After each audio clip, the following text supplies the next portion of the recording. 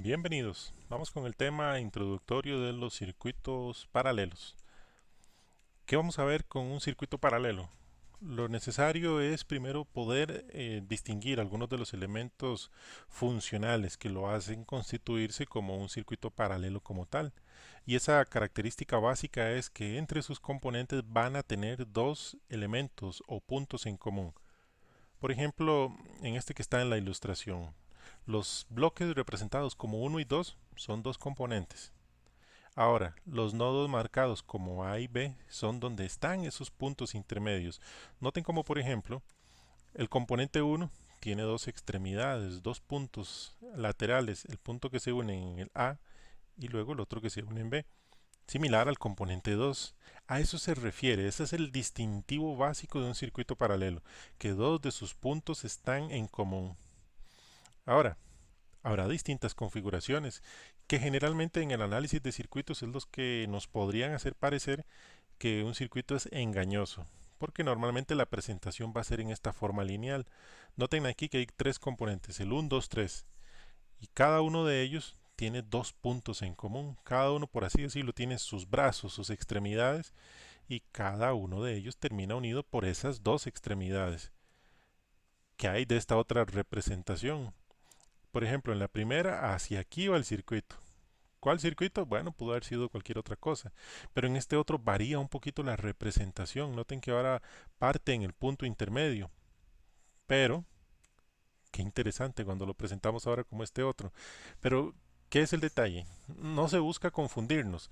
Vamos a explicarlo centrándonos primeramente en estos dos. Noten el área que se ve ligeramente sombreada. Eso identificaríamos como un nodo. Vean que sin importar que el cable salga de la mitad, que salga a un costado, esta línea, este sector, este rectángulo ligeramente sombreado sigue siendo el mismo. Noten que no cambia. Ahí podríamos ir introduciendo el término de un nodo. Entonces, cuando hacemos nuestro análisis, fijémonos, no importa si la línea es curva, puntiaguda, en forma geométrica, como esta otra que tenemos aquí, que le trata de levantar dos puntos, el nodo sigue siendo el mismo. Tenemos un nodo arriba y otro nodo abajo. Las tres configuraciones que se presentan aquí son la misma. Una característica primordial de un circuito en paralelo es que la resistencia total es la suma inversa de las resistencias individuales. Y ojo, que aquí podemos tener un problema que de pronto podría representar una confusión en nuestros casos. Vean que aquí ya lo estamos poniendo resistencias.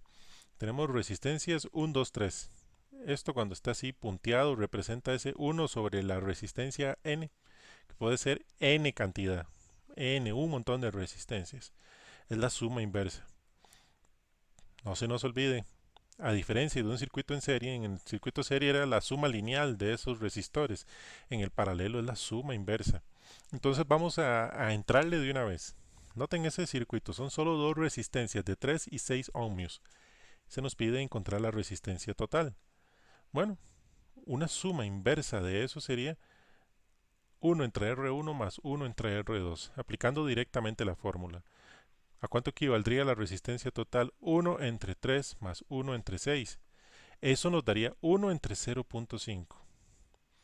Pero es el inverso. Recuerden que, según esta fórmula, es el inverso. Por lo tanto, habría que aplicarle a este 1 entre 0.5 el inverso. Suena un tanto confuso, ¿verdad? Bueno, vamos a ver otro ejemplo y más adelante vamos a presentar dos fórmulas que nos lo pueden hacer más sencillo. Si de pronto nuestras habilidades algebraicas se sienten un poquito débiles en este momento. Veamos esta configuración, parece un triángulo. Se ve claramente distinguido el nodo en la parte inferior, pero arriba parece un solo punto. Pero recuerden la descripción que vimos. Sigue siendo el mismo nodo, todos están unidos en el mismo brazo, el mismo punto. Es por eso que este circuito es lo mismo que este. La parte de abajo vean que se ve igual y arriba como que se abrieron un poquito, pero sigue siendo exactamente lo mismo. ¿Cómo calcular esa resistencia total? La fórmula nos dice que es la resistencia inversa. Esa resistencia total es la suma algebraica de todas ellas aplicándole la inversa, que básicamente vendría a ser eso, pero será solo el 0.95. Aplicándole el inverso que plantea esta fórmula, El inverso de 0.95 es 1.053. Vean este otro ejemplo. Puede ser que les parezca confuso, pero vamos por partes. Trae algo interesante este ejemplo. Vale 2 ohmios, valor de 2 ohmios, 2 ohmios, 2 ohmios. ¿Qué quiere decir esto? Que en un circuito paralelo, cuando los componentes, sin importar la cantidad que sean, tienen exactamente el mismo valor, la resistencia total se averiguaría con esta fórmula, donde es el valor de la resistencia entre la cantidad de resistencias y listo. Pero de pronto nos sigue confundiendo o nos cuesta entender eso de la resistencia inversa. Bueno, recuerden que en la electrónica, como en muchos otros artilugios matemáticos, hay distintas formas de poder encontrar un resultado. El que vamos a ver a continuación es cuando hay solo dos resistencias. Atentos a eso. Por ejemplo, volvemos al mismo caso que se había analizado antes, pero ahora aplicando directamente esta fórmula, vamos a ver que sería la multiplicación de las dos resistencias entre la suma de ambas resistencias y de una vez me da el valor. Más fácil, ¿verdad? Ok, no lo olviden. Para dos resistencias. ¿Qué hay cuando son más de dos resistencias? Aquí ya es la expresión simplificada, más práctica del inverso. Vamos de nuevo a este ejemplo, las tres resistencias. Si aplicamos directamente esta fórmula ya con solo tener este 1 sobre la suma inversa de estas, ahora sí estamos haciendo una aplicación directa de eso que les hablaba al principio de lo que es la suma inversa. Entonces, ¿cuál sería la recomendación? Piensen en estas dos fórmulas. Esta para cuando es son solo dos resistencias o esta cuando son tres o más resistencias. Son sumamente útiles. Ahora, al igual que el circuito en serie, el circuito paralelo tiene características esenciales. Si en el circuito en serie la corriente era la misma en los componentes, ¿qué hay en el circuito paralelo? Pensemos el voltaje en un circuito paralelo. Tenemos nuestra fuente de voltaje y yo quiero medir cuánto voltaje hay en estas dos resistencias. Bueno, si yo ubico mi instrumento de medición entre estos dos puntos identificados como A y B, lo que estoy midiendo en esta resistencia es exactamente lo mismo que me mide la fuente. Similar a si quiero saber el valor de este voltaje. Si ubico mi voltímetro entre estos dos extremos, vienen a ser exactamente los mismos valores que tiene la fuente de tensión. Es por eso que si lo queremos ver en una expresión algebraica, el voltaje 1 es igual al voltaje 2 y es igual al voltaje de la fuente. Sin embargo, en un circuito paralelo ahora esto es distinto. En el circuito serie la corriente era igual, pero ahora en el paralelo es el voltaje el que es igual. Pero la corriente sí hay que calcularla individualmente en cada uno de los componentes, dando como resultado que la corriente del circuito o de la fuente es igual a la suma individual de las corrientes que se calculan. Vamos a un ejemplo. Hay que calcular la resistencia total, la corriente de la fuente y las dos corrientes individuales. Vean qué circuito más elegante. Tenemos dos componentes. Podemos acudir de una vez a la forma sencilla. El valor de la resistencia total es igual a la multiplicación de las dos resistencias entre la suma de ambas. ¿Cuánto me dio ese valor? 6 ohmios. Y vamos a introducir aquí un concepto analítico que nos puede ayudar a darnos cuenta si estamos haciendo bien nuestros cálculos. Noten por ejemplo que esta resistencia tiene un valor de 9 ohmios y esta de 18.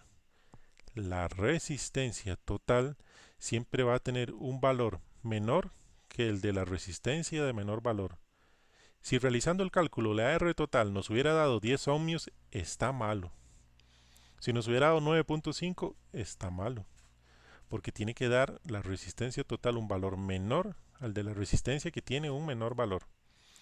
La corriente va a ser el valor de la tensión de nuestra fuente entre la resistencia total, aplicando simplemente la ley de Ohm. Ahora, podemos calcular las corrientes independientes igual utilizando ley de Ohm. ¿Para qué lo vamos a hacer en este caso? Puede ser sencillo, para verificar que la suma de estas dos corrientes me va a dar la corriente de la fuente. Si nos da así, es correcto. En resumen, La resistencia total en los resistores en paralelo siempre va a ser menor que el del resistor más pequeño. Recordamos, tenemos una fórmula sencilla para cuando utilizamos dos resistores. Esta, la que podía parecer más complicada, es la que nos expresa esa relación de la suma inversa. Pero puede ser más fácil utilizarla así, porque no pensamos en estas dos fórmulas, la primera y la tercera. Otro concepto. Recuerden, el circuito paralelo tiene dos puntos en común entre los componentes, ramas o redes que lo conforman. Importantísimo, vital. El voltaje en los elementos en paralelo es el mismo. Y luego, para las redes en paralelo donde hay una sola fuente, la corriente en esa fuente es igual a la suma individual de las corrientes que se calcularon. Estos serían los conceptos básicos de un circuito paralelo. Espero que les pueda ser útil esta información.